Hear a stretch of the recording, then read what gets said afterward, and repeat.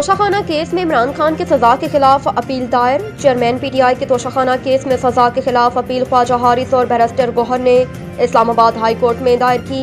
Appeal में सदा की गई कि तोशाखाना केस में ट्रायल कोर्ट का फैसला खिलाफ कानून है। मरकजी अपील पर फैसले तक सजा मुअत्तल करके चेयरमैन पीटीआई की दुहाई का हुक्म दिया जाए और सजा का लदम करार दिया जाए। 5 अगस्त को एडिशनल सेशन जज हुमायूं दिलावर ने तोशाखाना केस में चेयरमैन पीटीआई इमरान खान को 3 साल कैद और 1 लाख रुपए जुर्माने की सजा सुनाई थी।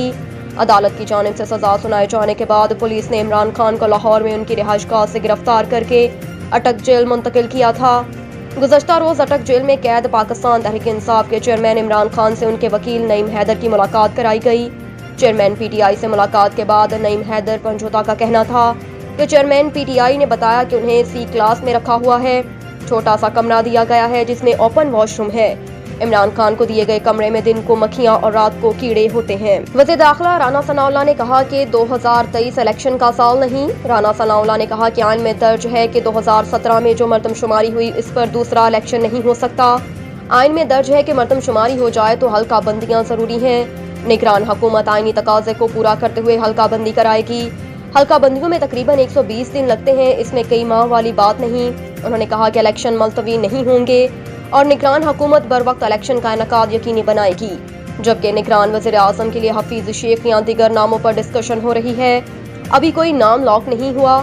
आज शाम या कल तक निगरान वज़ीर आज़म का नाम शायद फाइनल हो जाए।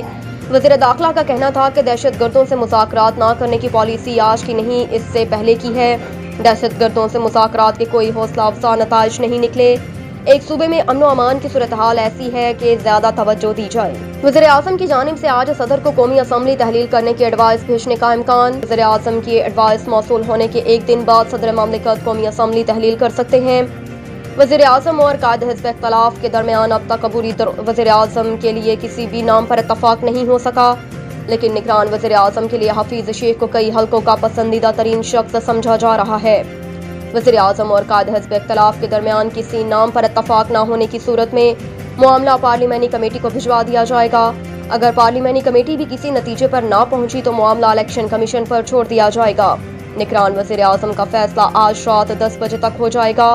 इससे कबल राना सनाउल्लाह ने बताया था कि निगरान वज़ीर आज़म के लिए शॉर्ट लिस्ट किए जाने वाले नामों में हफीज शेख का नाम भी शामिल है। IMF शर्त रवा माली साल बिजली सार्फिन से 721 अरब इजाफी वसूल किए जाएंगे। सितंबर तक समाही एडजस्टमेंट कीमत में बिजली 1 रुपए 25 पैसे फी यूनिट महंगी होगी, जिससे 39 अरब वसूल होंगे। जबकि सितंबर से दिसंबर तक फ्यूल एडजस्टमेंट कीमत में 4 रुपए 37 पैसे फी यूनिट बिजली महंगी होगी और 122 अरब रुपए वसूल किए जाएंगे। इसके अलावा सालाना रिप्रेसिंग कीमत में 5 रुपए 75 पैसे बिजली महंगी करने से 560 अरब वसूल होंगे।